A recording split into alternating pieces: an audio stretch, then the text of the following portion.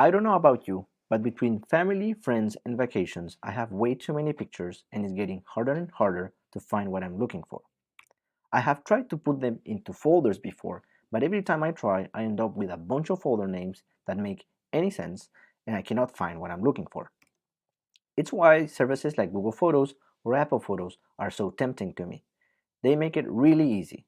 I simply have to take all my mess and upload it to their servers, and in return, I get nice features like, for example, advanced search, where I can search for keywords, map view, where I know where I took that picture, and face detection, where I know who is on those pictures so I can later on search for it. But what happens if one day I want to take some of those images and put them on a hard drive to save money on my cloud expenses, for example? Well, I have to use regular folders again. All those nice features are not available on my hard drive. Or worse, what happens if one day they decide to shut down? I have to take all my pictures, put them somewhere else. It's probably gonna be a mess again, and I cannot benefit from all those features. We were not happy with this. We were not happy with the fact that you have to put your images on the cloud in order to benefit from those features, and you cannot have any sort of hybrid approach. That's why we created PhotoFolder.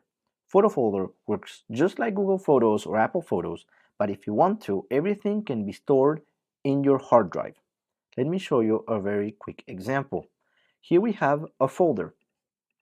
If I open it, we can see I have some images, a folder with more images, and if I open PhotoFolder, we can see the same thing, the same images. This is just a folder. There's no magic about it. It's not in the cloud, just on my desktop. But if I'm on PhotoFolder, I can also view them in a calendar view, the same way you do on your phone. You also get a map view, which is an interactive map, and faces. These are all faces. I enter them before the video. If I click on Paul's face, we can see a picture of Paul with this lady and a bunch of information like map view or description and the people. We can see Paul was detected, but this lady is not. So I'm just going to click on this and add grandma, for example. Now it's in blue. We know who this lady is. And at this point, you may be wondering, if we're just on this folder and we haven't left the computer or we're not in the cloud, where is all this information being stored? Well, actually, it's on the image's metadata. It never left the image itself. So let's make a quick experiment to illustrate what I'm talking about. This is a website that allows us to see the image's metadata. We have no affiliation with them. There is many that do the same. I just picked this one as an example. I'm uploading the image we just modified through PhotoFolder. And if we scroll down a little bit, we can start to see a lot of metadata. For example, the name of the image, the size, the type, and a bunch of things. And here we can see description at the park next home, which is this description we see on PhotoFolder.